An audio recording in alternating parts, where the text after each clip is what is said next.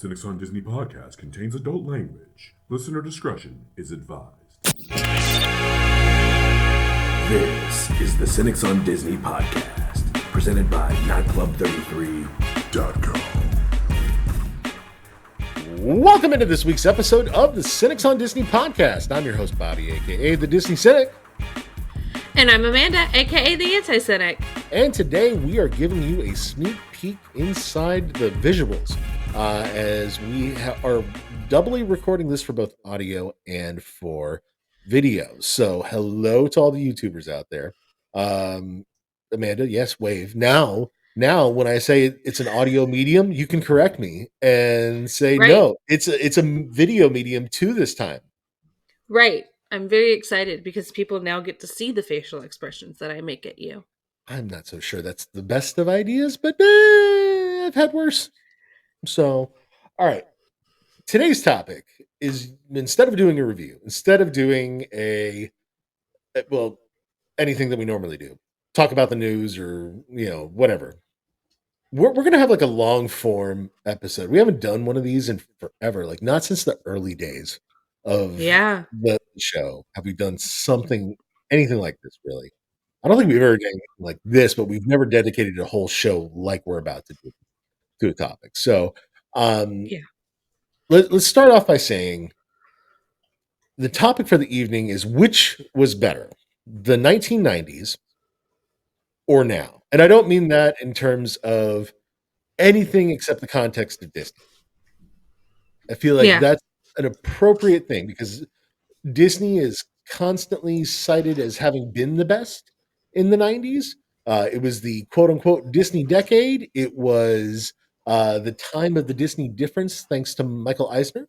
And so, it's remembered very fondly. We're strapping on some nostalgic albums.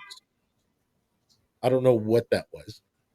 So, okay, if that picked up, I apologize. My office is at the front of our house, and somebody just went down the street, like, blaring their horn. I don't know that this makes the audio cut, but this is why you watch the video one, so that you see me thinking that I hit something on the soundboard. I had a mild heart attack, so there we go. Yeah, okay. Well, I'm glad nobody's dead. Anywho, and obviously today there are some extremely immersive and notable attractions that are out there that have just come out within the last decade or so, shall we say. And there's supposed to be all this investment in, I guess the parks. I keep being told that there's $60 million set aside from Disney to do theme park stuff. And I don't know what they're going to spend that money on, but I have gut feelings that it won't be on the things that it needs, like, a fifth park or maintenance. It'll be done somehow making Moana appear at 5 theme parks, even though they don't have a fifth. Right. So, anywho, today that's what we're doing. We're going to analyze, really, the 1990s versus the 2020s, basically. And for our purposes, we're going to set some definitions. Okay, so when we say the 90s, I think we both mean a combination of 2 eras, if you will. There was the Saved by the Bell era, and then there's the boy band era. Yeah. Would that be fair? So, like, we're going to call 1989 the 90s, even though it was technically in the 80s. We're calling that part of the 90s, and probably going to spill over into the 2000s a little with some of this stuff. Yeah. And so that would nice and comfortably cover those 2 eras of everything. That would, be an apt description, at least in my mind anyway, wouldn't it? Yeah. So I would say it would probably spill over maybe 2003-ish, 2004. That's perfect. So maybe we're talking, which would encompass pretty much all of Eisner's. That would pretty much encompass all of Eisner. So certainly all the stuff that he had direct hands in making. Right. So, um, let's start off like talking about the 2000s. Okay. And in the 2000s, I think it's safe to say that better ride systems are now available that just were not available in the 1990s. So Yeah. I look at something like Guardians of the Galaxy, and it's the smoothest roller coaster you and I have ever been on. Love that And ride. it's themed to something that I think has a shelf life to it. So Yeah. like makes me feel like in 10 years or so, they're gonna do something, they have to do something different with it. Because I mean, even if they still have Guardians movies, they're not gonna have, Chris Pratt hanging around. And he's not gonna look like the Chris Pratt of 2020 or whenever this was filmed. Right. Right. But nonetheless, the ride system for Guardians is substantially better than any other roller coaster that's out there right now. But also, like notably, you can take a look at things like Turtle Talk with Crush. That even though it's not my cup of tea, is a pretty amazing attraction technology since it's a live dude that's talking like just a Southern Californian surfer. Everyone except Yeah. Patrick Swayze in Point Break. All the other Sure. surfers in the Yeah. movie, Exactly. including Keanu. Exactly. So there You're you right. go. Yeah. God, Point And Break we're rules. talking about the original Point Break, not this stupid remake. Nobody believes that's real. It's like a remake of White Men Can't Jump. Like you see it on like your HBO featured thing or whatever, and you go, "That's not real," and you just move on. Even though it's not something that we in particular have enjoyed because we've never been on it, certainly the reviews of Flights of Passage would qualify as an amazing update, so to speak, to a lot of the simulator rides that we might have seen during the 90s era. Um, and then, of course, just Galaxy's Edge in general, like, never has a land been dedicated to one subject, one specific subject, anyway. I mean, they dedicate themes to different sections, but they never dedicate like one topic like that to an entire section of Like the a park. movie. Yeah. Yeah. So obviously, there credit to the 2020s for that. Um, Certainly, they also have more immersive settings within those lands. Galaxy's Edge being among them, Pandora. To a very small extent, I guess you have to include Toy Story Land. Um, Even though I think it's actually kind of awful in terms of theming. I like the theming of it. I don't think it's as immersive as Galaxy's Edge Well, is. I I, think they could have done a little bit better with that. But I mean it's cute. but see, I feel like maybe that's what's wrong with the 2020s is the Disney adult that just says, "Oh, that's cute," instead of demanding the best from Yeah. Disney. I get But we it. can get into that here in just a little bit. Um, Overall, I would also say that the accommodations, when compared to others that are out there, um, if you throw in things like Riviera or Animal Kingdom Lodge or even Art of Animation, Grand Destino Tower, those are certainly noteworthy for resorts in terms of how nice they Oh are, yeah. in terms of how of what you can get away with at a resort. Like, how the fuck do you have giraffes and stuff at a resort Sure. in Florida?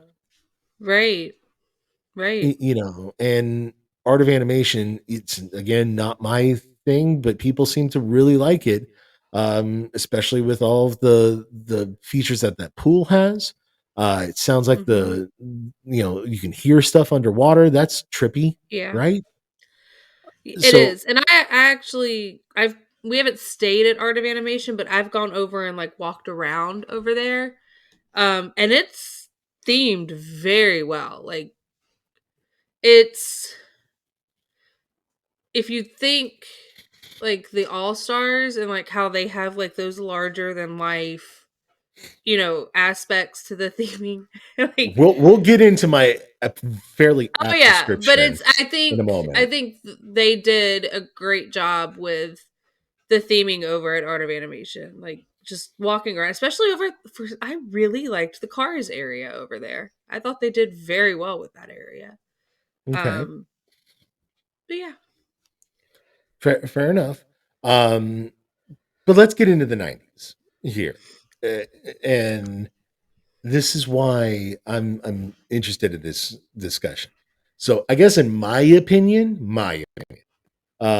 there were bigger risks from the C-suite, the CEO, CFO, COO, the overall board. They were more willing to take more risks, especially when it came to the theme parks. Opening up a theme park in France, for instance, that is a huge Right. risk. Um, opening up 2 theme parks in Florida when, previously it had been spaced out pretty Big widely. decades. Like, You at know, least a decade in between. that's kind of crazy. Um, Even something like Tokyo Disney and Disney Sea, or Tokyo Disneyland anyway, opened up in the 80s. Yeah. But certainly Disney Sea opened during the 90s. That in and of itself is Mhm. a big risk. Um, but also just specific to Disney, or to Disney World rather, they opened so many resorts during that time. Well, not just resorts, and we talk about how they also, the theme parks they also opened 2 water parks during this time period in the Very 90s true. too. Very true. So, They we're opening Hollywood Studios, we're opening Animal Kingdom, we've got Typhoon Lagoon and Blizzard. In fact, they opened Typhoon Lagoon and Hollywood Studios the same year. That's insane. But also think about how many resorts there are on property.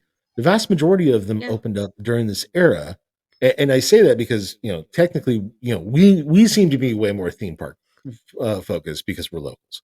But the Right. resorts need to be very heavily considered here. I mean, we're talking Right. yacht club, beach club, boardwalk, wilderness lodge, Coronado Springs, Caribbean Beach, Dixie Landings, although now it's Port Orleans Riverside. And French Quarter also opened up during this Yeah, time period.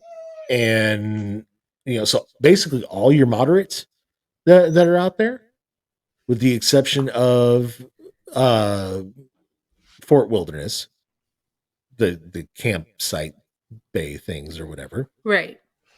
Right. Um, and then it also saw the birth of the value resorts as well. And again, they are definitely not my cup of tea.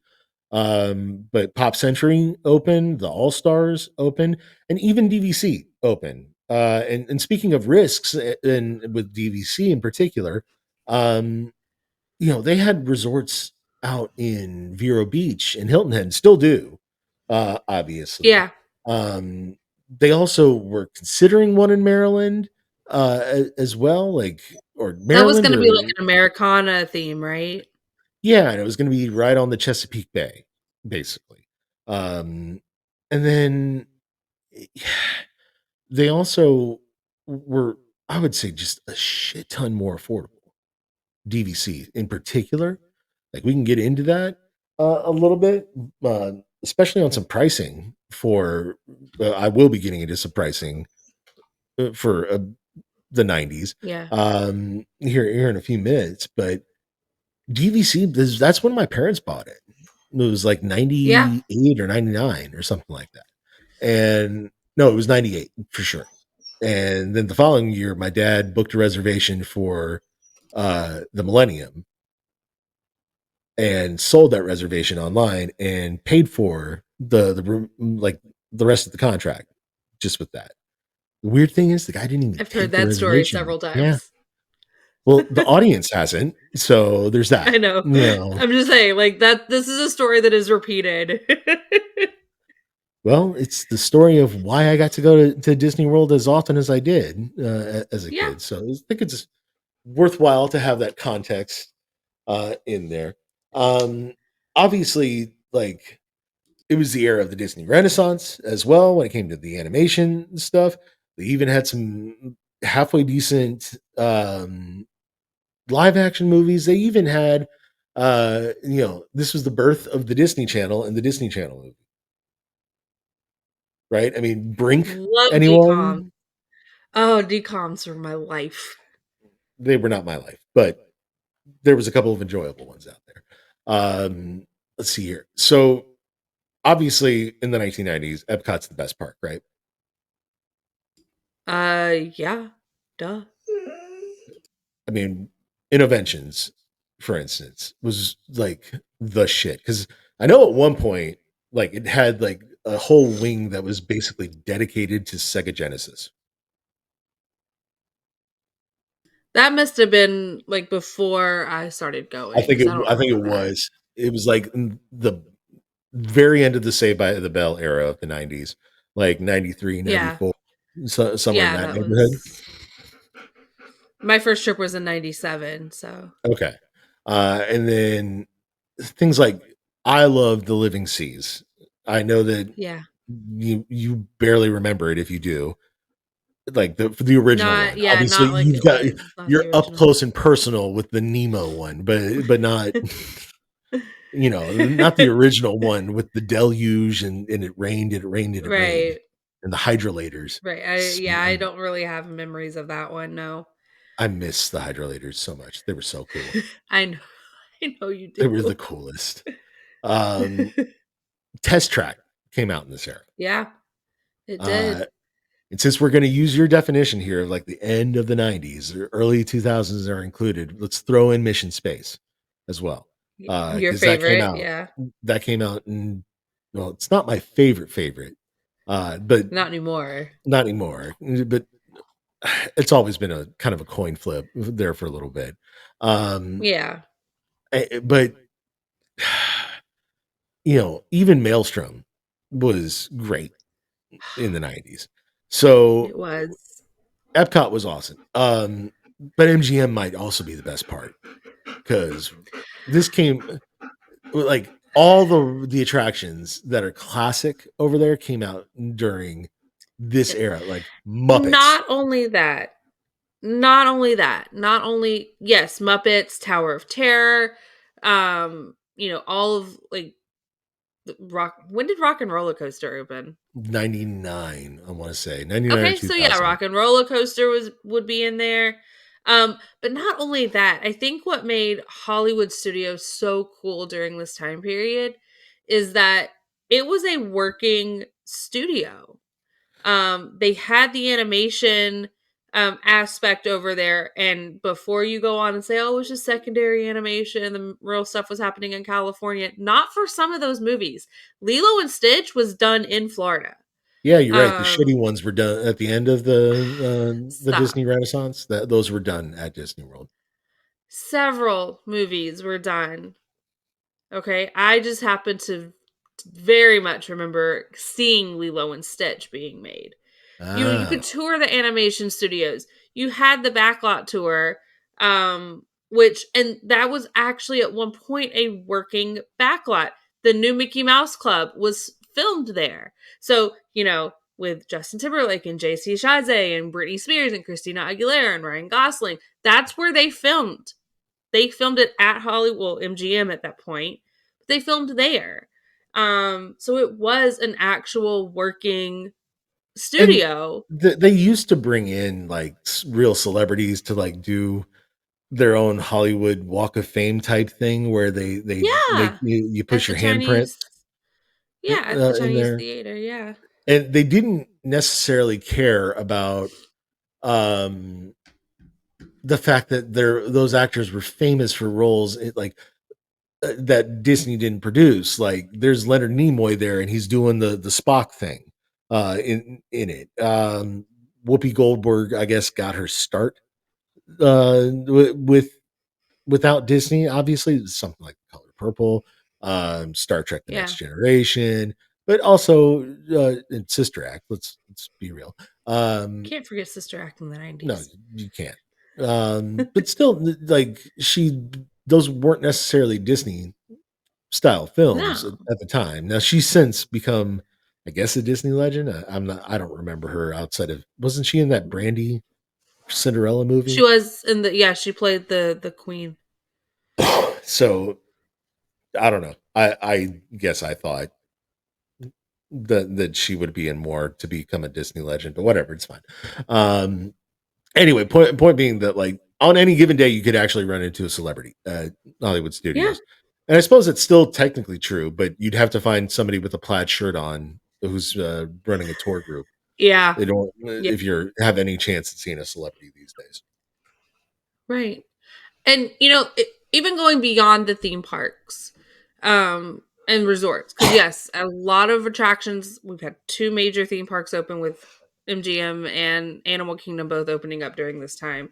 A lot of resorts, but beyond that, you had Pleasure Island opened at Downtown Disney in '89, and that was a huge deal. Yeah, um down here in Orlando, Church Street was where everybody used to go to party and everything. And Church Street's a solid half an hour at least from property, half an hour to 45 minutes, depending on where you are on property. So, having a bar district that Disney transported you to and you didn't have to drive and risk a DUI or pay for a cab and all that kind of stuff, like that was a huge deal. Huge deal. And I mean, I know people who, were cast members at Pleasure Island during this time, and they still talk about how great it was. Yeah, even Um something like the Adventurers Club or whatever. Like yeah, that's that was the one, like, everybody talks about how great that particular club was. it's a show that died, obviously. Otherwise, it would still be like in effect today. But um, like think tacky like Jungle Cruise, that kind of thing. That's Yeah. basically that's what I understand it to Yeah. be anyway. I never experienced it. I'm not that old, Yeah. but you know. Um, Um but we had a also, lot of, like, golf. Like the Bonnet Creek Golf Club opened. Both mini golf courses opened during this time period. The WDW Speedway, which is no longer there, but that opened in '95. no, it's a giant pile Um, of dirt in the middle of the Magic Kingdom it parking is. lot now. It's because someone died, but that's why they Okay. closed it. Someone was killed. I know. I'm just saying that's rather funny to me that you had to put it that bluntly. Um, I mean, how so else there am I supposed was to put it? unfortunately someone passed away. You could have done it. Unfortunately, someone died. It is unfortunate. It's very unfortunate. It's very sad. Sadly, someone died, and Yes, now for it's a those of pile of dirt. now you can see that I'm laughing at Amanda and her, not someone dying. Thank God. Um, Look, obviously there was a shit ton of stuff to do at Yeah. Disney and beyond the theme parks. It was a more complete, I would say, like vacation destination than it is now. There's a lot of that Yeah. stuff is still there, and yet it somehow feels less complete now than it did back then. Certainly less Well, they got overarching, I guess, yeah. because I feel like the resorts in particular had more to offer, Yeah. Yeah. like more boating type stuff, more like parasailing was always something that fucking showed up on one of those vacation videos, the VHS ones specifically that you got in the Yeah. mail. I missed I uh, missed that too. I miss Like those. That got you hyped. Like, I remember getting those in the mail, and I would get so excited because that meant our vacation was getting closer. yeah. Okay, so you want to hear some prices that are going to make you a little bit depressed? Not really, but go ahead. In 1990, do you know what the ticket price was for a 1 day, one park ticket, adult? Cheap. I'm gonna say less than 100. No, definitely way lower. Come on, a couple more guesses. Less than 50. Less than 50. Yes, 20. little higher. 25. $31 for a 1 day Jesus Christ. ticket. Now, in 1999, the end of that decade, technically it had gone up by approximately 40%. But that means that it went from $31 to $44 for a one-day ticket. Oh, cool. Yeah, that's like so not a huge increase. And I looked at the tickets. We're recording this in February of 2024 for reference in case you guys are watching later on down the line. The ticket prices for this month alone range depending on which park and which day you go. They start at $134 as the cheapest, Jeez. up to $164 Jeez. on the weekend. Jesus Christ. Yeah, that's a lot.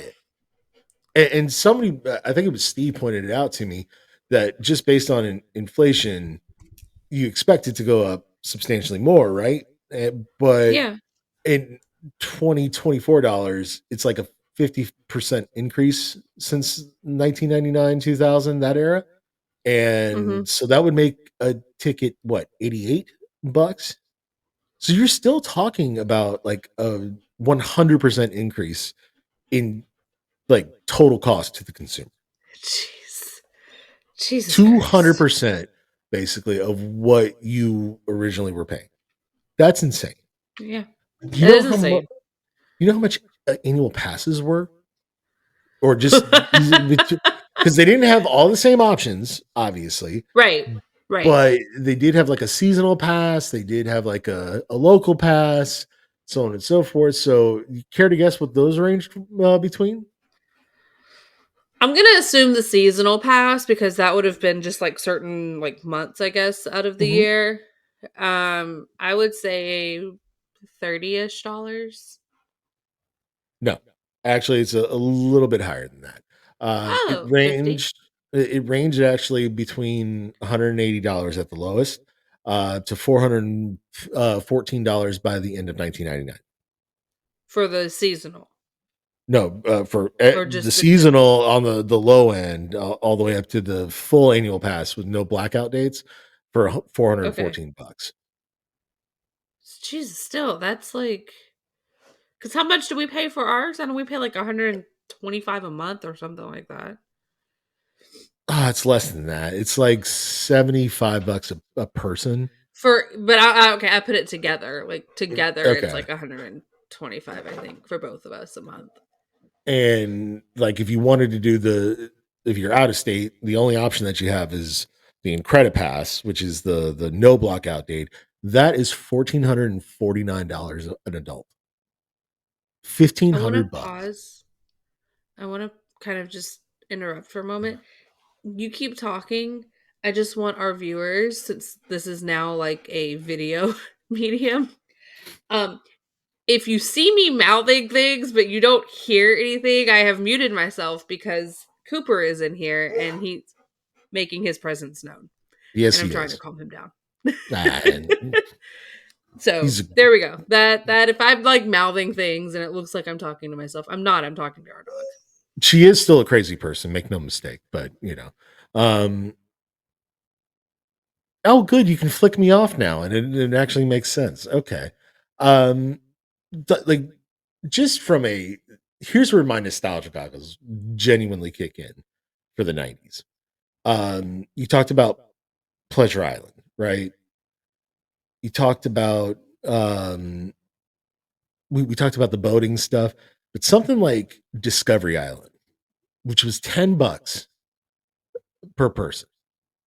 That's an insanely low price for what was essentially like a bird zoo, if nothing else. And then something like Disney Quest, which was, I miss Disney Quest. I mean, that was the coolest thing. That was such the coolest. Do you know what and then you get to something like the water parks. Do you know how much it costs to go to River Country back in the day? 20 And bucks. not even $11 a person. 11 bucks. It was Jesus 26 Christ. to go to Blizzard Beach. Jeez. I mean, it's literally 3 times that now Yeah. to go to a water park. Yeah. More. I mean, obviously, 3 times the Blizzard Beach price, not the River Country price, but you know, Right. that's a there was a lot that you could do there, and it was like I said, it felt way more complete. Like I remember seeing ads for Fort Wilderness, which it's just not my thing. It's never going to be my thing. Nor was Yeah. it really my family's thing either. We weren't campers. Okay. We liked air conditioning and not getting malaria. So that was it's never going to be our thing. Um, and then but you still had like the ability to go horseback riding and do all this prospector shit, and like they always had like a bunch of other activities going on over at Fort Wilderness that I thought might have been fun as a kid. As an Yeah. adult, I'm like, screw that. I don't want to. I wouldn't want to do any of that. But it should be available nonetheless. Because just because it's not my thing doesn't mean it's not someone else's thing. Right. Right. I remember because our first trip in 97, we stayed at the cabins. Um, and I remember and I have a picture. I need to find it and post it. But I have a picture of I did a pony ride out there. Oh God. Um, me at 9 Was years old on a was, pony. was it a Shetland pony? Uh, maybe I don't know. I don't think so. Um, I just know it was a pony, and I am hamming it up for the camera for sure in this picture. Like I can see this picture in my mind right now. Um, By the way, getting back to a price comparison, do you know how cheap it was to go at some of the nicest hotels that are there? oh God, it was like 200, Hold up. 300 I maybe. I have an exact quote. During the Okay. Christmas season for Yacht Club, for one of their standard Okay. rooms, okay? Okay. During the Christmas season, which was their busiest time of year in the 90s, it was $250 a night. Jeez. We couldn't like they could have like black mold and be like a super spreader for like super like Ebola or something like that, and still they could not they could not ever bring themselves to lower their price to $250 a night these days. Oh my God. It's so insanely cheap. um but even stuff like the the moderates were in like the 100 to $120 a night Yeah. range, and the all Hmm. stars like they were in the $50 a night range. Yeah. I mean, it's so dirt cheap. Just for comparison's sake. Okay, you said that was Yacht Club was like 250 at Christmas. Yeah, And what year was that? 1996. Okay. So I during the just 25th looked anniversary. I just looked to see what All Star Sports would be this year at Mm-hmm. Christmas. All Star Sports, which I believe is the oldest of the values. Okay. Certainly, it's the worst. A standard room would be $269 a night. Nice. Nice. Um, But that's that, the value. That's the oldest of the value resorts. yeah. So the shittiest of the shitty is going to be more, but just dollar for dollar, not adjusting for inflation, but dollar for dollar, more expensive than Right. the one of the nicest resorts on property. Right. Also, can we talk about the two best things of that era? The first one being regular paper fast pass. Oh my God, I missed the paper fast passes. This is where vacationing with my brother really was the thing. Because I was never a fast kid. You just had to remove the S, and that's exactly what I was. I was always the fat kid. But my brother was always the slimmer swimmer build, speedier of the two of us, and it was the 90s. We didn't have no helicopter parents. They were like, get the fuck away from me, and sent us off and did our own, let us do our own thing and stuff like that. And Colin in particular was the one who got all the tickets and put it in his fanny pack. Why? Because we all had fanny packs in 1996 and And we ran his didn't wear ass. them like across Yeah, like they do now. stupid. We wore them on our fanny, like we were like God intended. Right. Right. That's why they were called fanny packs. But we sent the Colin to run to all of the different various fast pass places that we wanted, whether it was, because they didn't do it at every goddamn ride like they do with lightning lanes Nope. these days. They only did it for things like Space Mountain, Splash Mountain, Thunder Mountain. Your e-ticket rides. Your e-ticket rides had them. It wasn't one of these, oh, you want a lightning lane for the Beauty and the Beast show or Disney Junior? Yep. You know what doesn't need a lightning lane? You know what should not have a lightning lane? Things like Living with the Land. And yet it does. And right. yet it does. And what makes me laugh is when there's like a line of 12 people, and then that couple who didn't know how to use Genie Plus uses the lightning lane on the land, and then they have to pause the 12 people that are in line and say, no, you can't get on the boat. We have to wait on this other drunk couple who doesn't know what they're doing. And then they stumble on the boat. And then finally the guy goes, okay, now you can go. Right. It's so fucking stupid. Like I can't with this. Like Disney, do better. Do better. And then the other thing that I have to admit, this is the strangest thing about me and my Disney fandom. This is absolutely the strangest thing. I am so fucking fascinated with resort TV. And that was just so everybody knows exactly what I'm talking about. The Stacy stuff. She was after the 90s, to be fair, but all the previous resort TV stuff was so cool. It's been so good. And back in the day, Disney was like building a new fucking theme park every week. So like you needed some sort of preview, or you needed to buy the Burn Bomb book. That's right. There was a whole book dedicated to it. We have the whole collection leading up until I want to say 2015, somewhere in that neighborhood. Yeah, we have the same. So that resort TV though was like key to like figuring out like what you were actually going to want to ride and stuff like that. Plus, like I don't know, I am fascinated by the weirdos on these things.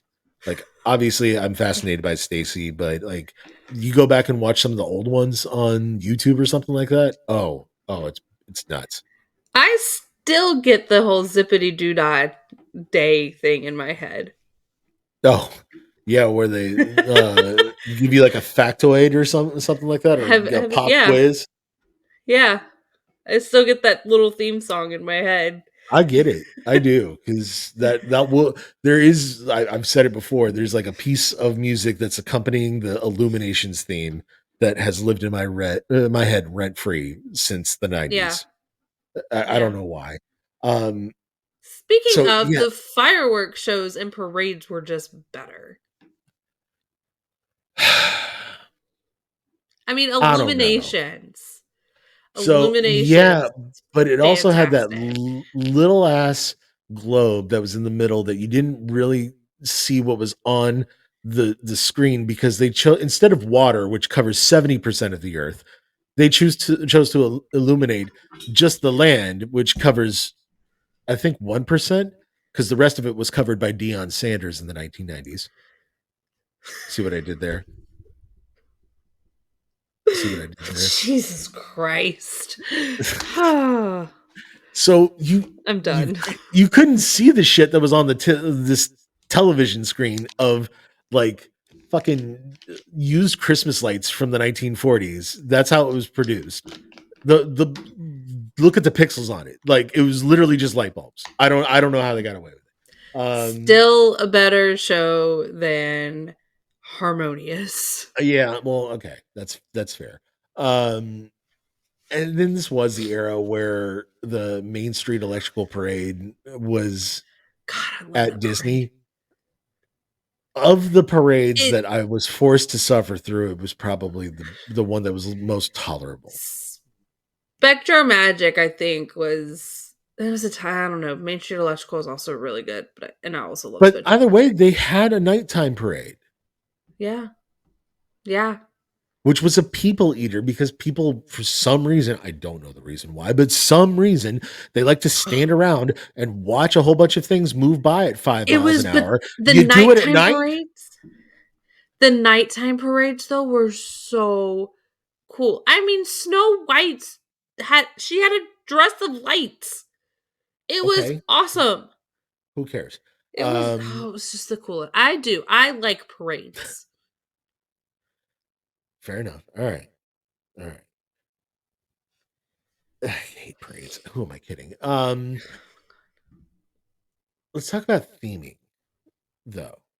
Okay. So in the 90s, I liked the theming better specifically because it was less IP based and more experience based. Like Right. Yacht Club is a very specific theme.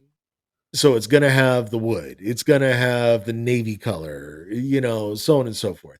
Beach Club, which you would think is like the same thing. Nope, it's all a bunch of pastels and shit like that. But They had you felt like you were in those places. I think Yacht Club was supposed to be more of like a Cape Martha's Cod. Vineyard. Yeah, Martha's Vineyard. There you go. While Beach Club was like Cape May. Yeah, Um and you felt like you were in those places. They gave you that sense of, I'm not at a normal Disney, this isn't a just a hotel, this is an experience. right. Same thing Same with thing. Boardwalk. Yeah, I was just about to say Boardwalk, Wilderness Lodge, very much so on point with theme. Um, Coronado Springs was Yeah. much more American Southwest. As much as I love Grand Destino Tower, it really did fuck with the theme over there big time because they tried to introduce. It's almost like somebody said, "Well, Spanish is spoken in the Southwest, so why not throw some Spaniard stuff in there? But let's make it Yeah. modern Spaniard stuff." And you're like, just from a theming perspective, it's way off. Um, Animal Kingdom Lodge technically was like at the very least conceived during this era. Yeah. Didn't open until like 2006 or something, but it was conceived now or during this time. Even something like the Disney Institute, which was like community college for rich people, basically. Like you Yeah. got his certificate of completion for like going to a cooking class or something like that. But that's the kind of thing that we were talking about, where you had like way more shit to do outside of the Yeah. theme parks. Yeah. Yeah, there's just so, and I will say this. If you look because I just did. I got on Disney's website just now, and if you go to like their um you know, the is it the enchanting extras? I don't think it's not necessarily yeah, it is. You go to the enchanting extras under things to do. And yeah, you can see some of the things like some of the resorts do. Like over at Coronado Springs, they have a painting class. Um they also have a sangria making class.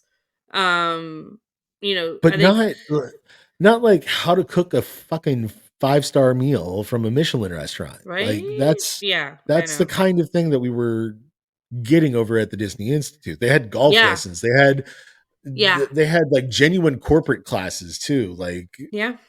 hey, this is how Disney does business, and here's how you can use our strategies to greatly Right. improve yours. Like it And was a go ahead. even the kind of going off of that, but not necessarily geared toward adults, but it it's called Imagination Campus now, but it was the Disney Youth Education series. And that was my dream job as a kid. Like, because I knew I wanted to be a teacher, but I wanted to be a teacher at Disney. I mean, I would Dream have job. settled for monorail driver because I think you could like have a Um living wage with monorail driver at my the time. my dream job, and it still is, who am I kidding? If if I'm going to be a teacher anywhere, the dream is Disney. But even that was done differently. Like now the stuff is geared more towards like, the STEAM, the science and the math and the arts, which is great, but they used to also incorporate like history and other, like social sciencey um topics. They would use the theme parks. Liberty Square is the perfect place to talk about colonial America. I Um guess. Using World Showcase to talk about different cultures in the world. I mean, there's so much there and they're not doing it and it makes me sad. Well, I'm sorry. They Mostly used to because, do it. well, I mean, there's a lot of stuff that they don't do anymore. I One of the know. things that that they didn't do at the time though was slap just a random Disney character that was kind of Sort of maybe ish connected. connected to the resort. Like, I'm still not sure what the Incredibles have to do with contemporary. I get why Moana is associated with the Polynesian, but what's the point? Ariel is But associated now with Beach Club. Now they force you to have a Disney character, whereas at the time they did not. Or at least I should say, not at the moderates and the deluxe resorts. When it came to the cheaper ones, and this totally is my therapy session for the day when I thought about it. So I think part of the reason why I don't like all this IP stuff is because I think it's cheap and a cop out. And the reason that I say that is because any of the attractions that were super IP heavy, they were all things like Buzz Lightyear, which is fun, but it's a cheap ass attraction. yeah. And then you go and look at something like the All Stars, which that looks like the animation studio just vomited up a hotel. It does. I mean, like, there's a fucking statue of Goofy playing football out Yeah. there. Yeah. What is the reason for that? The only reason that they did that was because they could find a $50 hotel cheaper, or maybe even cheaper off property, and they wanted to get those rooms filled. So they said, "Well, this is distinctly it has to be Disney because it has Mickey Mouse over here," and so that was really popular with young families in particular. Yeah. But they were the cheap resorts, right? They were. And I mean, like I said, like our first trip, we stayed at the campground, or well, we stayed in the cabins, which are considered, are they still considered moderate? Yeah. Um, Those will fetch like $300 a night or something. yeah, they're on the high end of moderate. Um, but for a lot of trips after that, like I've stayed at every single All-Star.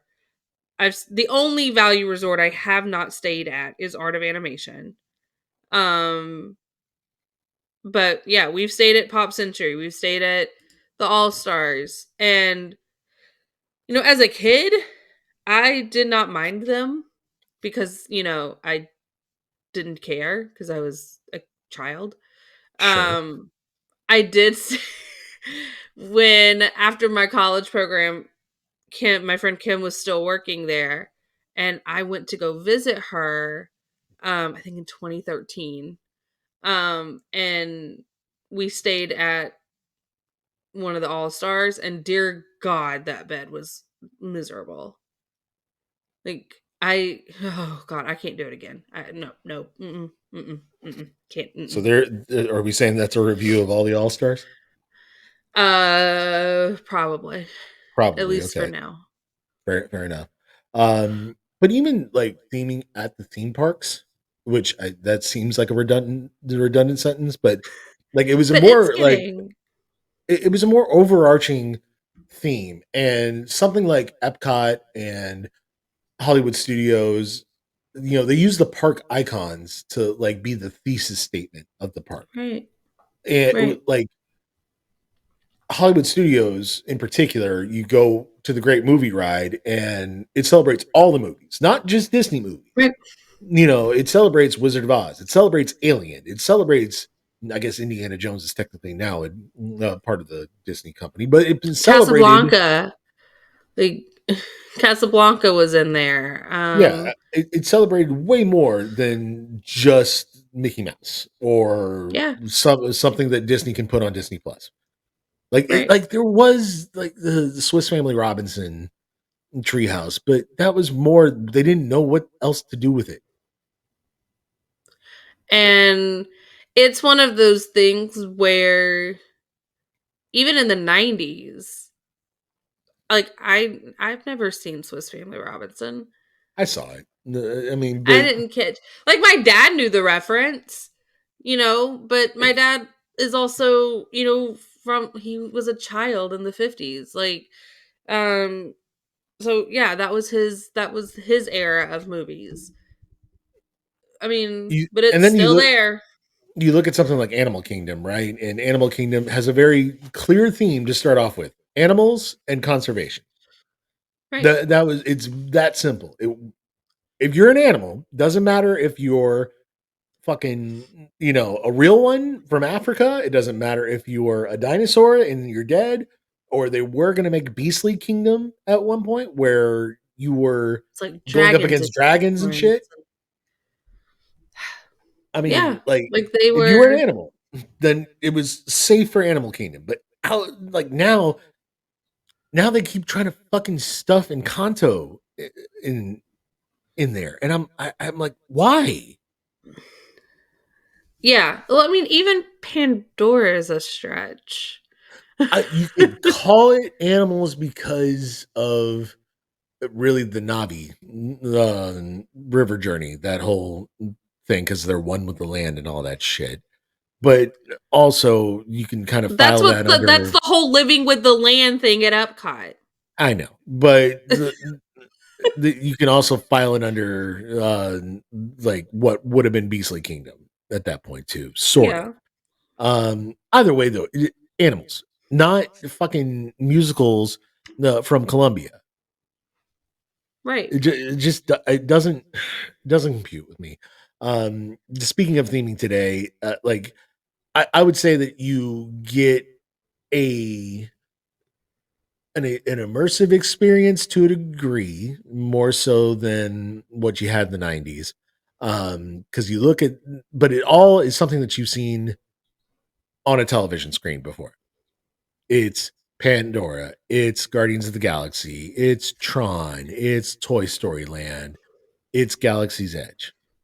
And it doesn't matter if that intellectual property fits, they just want a space at that point. Yeah, Yeah, yeah. I look at Frontierland and I'm not complaining about the Tiana attraction going in there, but it is nothing to do with like the West. No, it was. I believe Princess and the Frog. I haven't seen it, but In I New Orleans. want to say 1920s New Orleans. Yeah, Yeah. Has nothing to do with its next door neighbor in Thunder Mountain. At least like they tried to make it look visually similar when it was Splash Mountain. But they don't even try to do yeah. that anymore. Um, you know, I look at something like they've announced Test Track is going to be refurbed, right? I kind of see the I'm going to put money, because now you can bet stuff in Florida online. I'm going to put money on it gets rethemed to cars. God, I hope not. I hope not too, but like that's where we're heading with all this stuff. And then every time that You they do a know, refurb, we talked about it. We every time that they do a refurb over at one of the resorts, they have to pepper in like a reference to a movie, like Incredibles or Moana, or over at Grand Floridian, there's Mary Poppins and Beauty and the Beast somehow. I'm still not sure how both of those apply to a resort in Florida that was based on a resort in California. Um, Animal Kingdom, you had Lion King. Art of Animation, it's all the cartoons. I'm willing to let that one go more, but also the point of Art of Animation wasn't to be its own standalone resort. It was to be like an extension of Pop Century. I mean, okay, the original concept for that area of resorts was an extension of Pop Century. When they, for some, and I don't even know why they scrapped that original thought, um, but when they did and went with the art of animation idea, that was then the concept became the animated movies. So let's kind of wrap this up. All right, let's start here. Let's take our votes, I guess. We've talked a lot of positivity about the 90s, obviously, but there's still some great things, even though I'm not necessarily the perfect person to see them. But obviously the parks are very popular and everything. So obviously people really, really love the theme parks of today. What's your vote? The parks of today or the parks of the 90s, or the vacation The nine experience of today or versus the 90s? the 90s. Like nothing beats the 90s in my opinion. It was like there was so much to do. You couldn't get everything done in a vacation. That's why you kept coming. That was how they got you to come back, was because you couldn't do everything in one trip. In order to experience everything, you would need to come back. And even then, it was constantly changing. So you never were going to experience everything. Now I with would Genie Plus and Lightning Lane, it's like they're trying to get you to experience everything in one trip. And what's the point of coming back? I would add to that the themes of the attraction then and now are obviously very different. Um, you know, Oh yeah. I, No, I it's definitely not just. it was cheap and easy to do a Disney character for a ride refurb or a new attraction. It was very much so the better attractions, all the best attractions from this era, with the exception of Splash Mountain, which that really intellectual property if you don't ever release it. Um, you know, that's I mean, that's the kind of era that we're talking about here. There was also like more of a focus on like the streetmosphere type shows. Now, obviously there's something like the Barbershop Quartet on Main Street, but everywhere at Hollywood Studios, there was some little vignette thing that they were doing, that they were like pretending to film a movie or something. And, you Yeah, know, you had the people of Hollywood or whatever. I forget what they were called, but yeah, and they're still around technically, but they only like appear once or twice a day, whereas they were like all over the damn place back in the 90s. Um, and even though like there are still add-on experiences that you can do at Disney World today, like they're not the same types of things that you could do back then. Like we talk about Pleasure Island, and yes, you can go to Disney Springs, but Pleasure Island is way different than what Disney Springs is yeah, today. Discovery yeah. Island, the boating stuff that we talked about. It was like Which 10, fishing is still a thing, but I don't think the parasailing is anymore. like we're talking between $5 and $20 a person for any of those Yeah, things. And now you can't even hardly ever buy a lightning lane or a fast pass or whatever Genie Plus for $20. So like, right. what is your $20 getting you in 2020 or 2020s? Versus that of the 90s. Your $20 is getting you an opportunity to ride the ride that you paid to get into the theme park for already. Yeah. Yeah. Yep. You're paying twice to ride the rides, by the way. Yeah. So Just let that sink in. let's end on this question. Why has there been so much change? I mean, there's always going to be some change. Change is inevitable.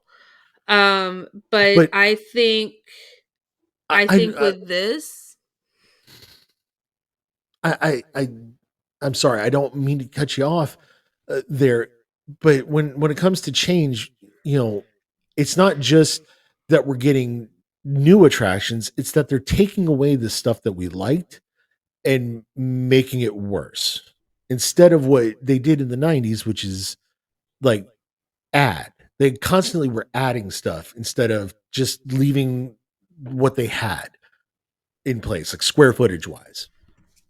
yeah. Yeah. I mean, I feel like that's kind of an important note when it comes to change because, yes, you're absolutely correct that change is inevitable. But like, I kind of feel like there's more value to the adding process than, well, let's take away the backlot tour or Lights Motors Action and make it Toy Story Land now or Galaxy's Edge or whichever one it worked out. Mm-hmm. What else would you say, along those lines? So what I was trying to say before you cut me off. By the way, now the viewers can see that she's actually kind of pissed at me for it. So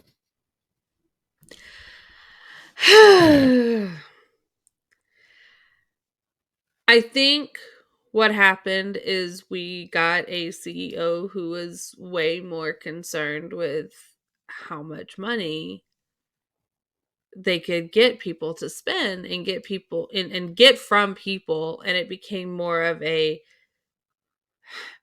whereas before it was like, okay, we know that this is not the cheapest vacation, so we're going to, to entice you to pay the extra money and have the more expensive vacation, we're going to throw in some quote unquote freebies. You got the extra magic hours that were legit extra magic hours back in the 90s for being a resort guest. You got, the fast passes were free. There was, it was cheaper to go to an after hours event like the Halloween party or the Christmas party. It didn't cost more than it cost a day ticket at that point. Because the people who were in charge in the 90s understood that you don't need to charge or overcharge for every little thing. Now it seems like we have a C-suite who just wants, it's money grab. And they're just, excuse me. Sorry. I hope he zooms in on that. I tried to hold that in. Oh my god. Okay.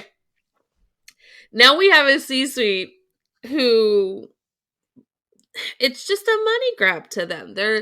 We're hiking prices, and I mean substantially hiking prices. We're fat. These extra magic hours have essentially disappeared. I'm sorry, an hour in the morning does not count. Okay, Thought it was half an hour. Or whatever. Yeah, half an hour. That does not count as an extra magic hour. No. That's barely enough time to get in the park before they open it to the general public. They've made it harder. I mean, to come to Disney. We have to make we still, annual pass holders still have to make a reservation most days.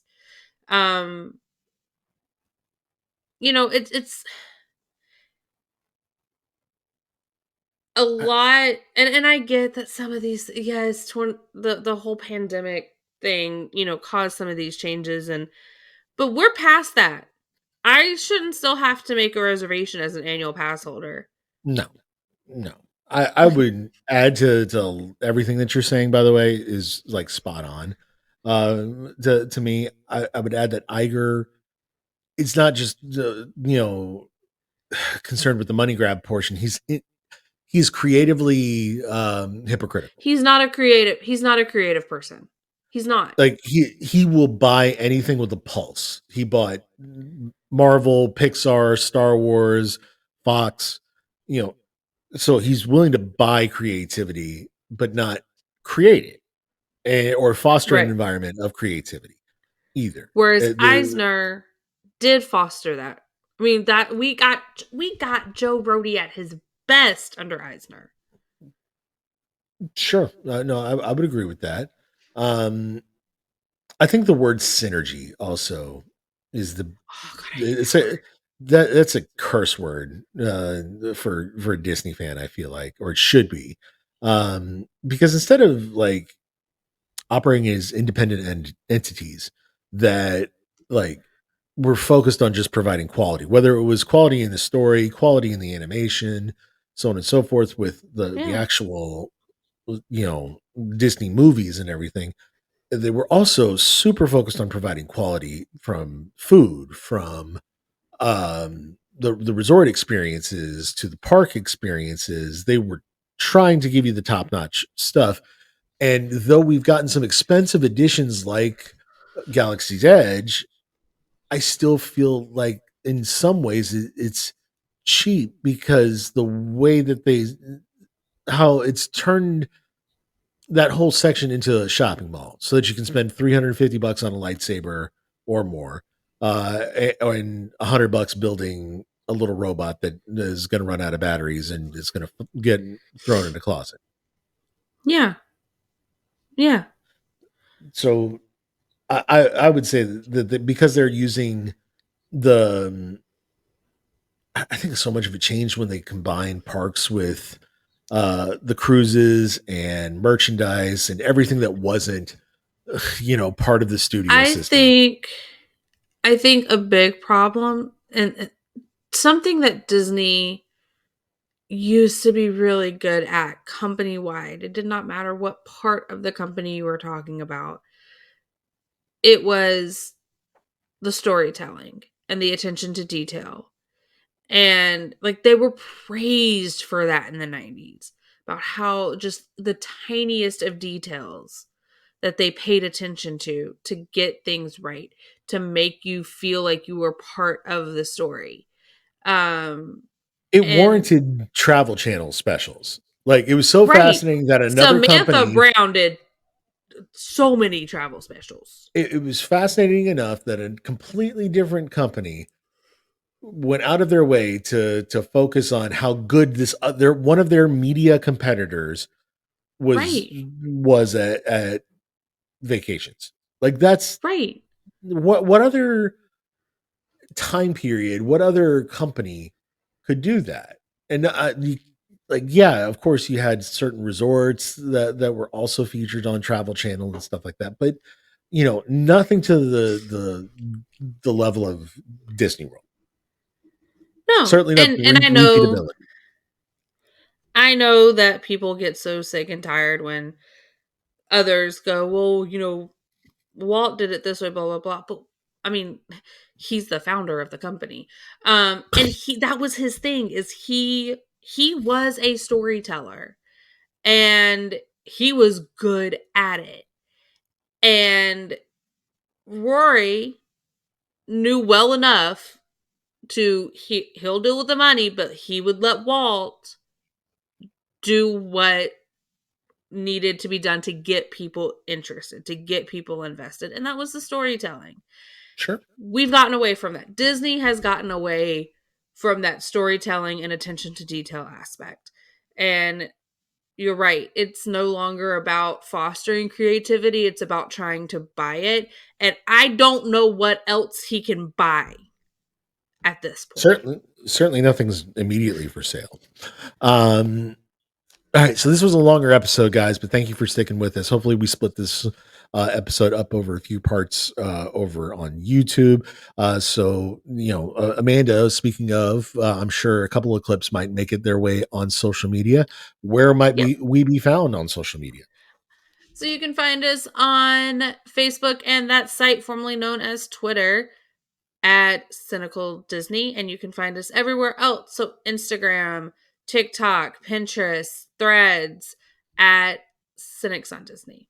And of course, this podcast and video cast now is sponsored and brought to you by NotClub33.com. Make sure that you check out NotClub33.com for all the latest and greatest updates, including but not limited to, of course, the Notcast, also on YouTube, but also posted on our website every single Friday at 4 p.m. Magic Kingdom time. That is East Coast time to all of you California people. We have a favor to ask of you, though.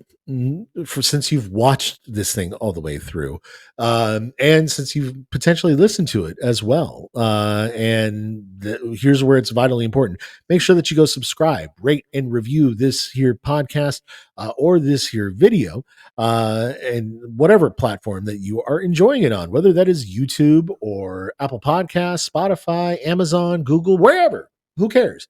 Need you to go and give us a subscription, rating, and a review, or leave a comment on YouTube. We genuinely appreciate that, guys, because it helps boost us in the algorithms and exposes us to more listeners. And believe me, especially now that we're on video, you do not want me exposing myself to listeners in any other way.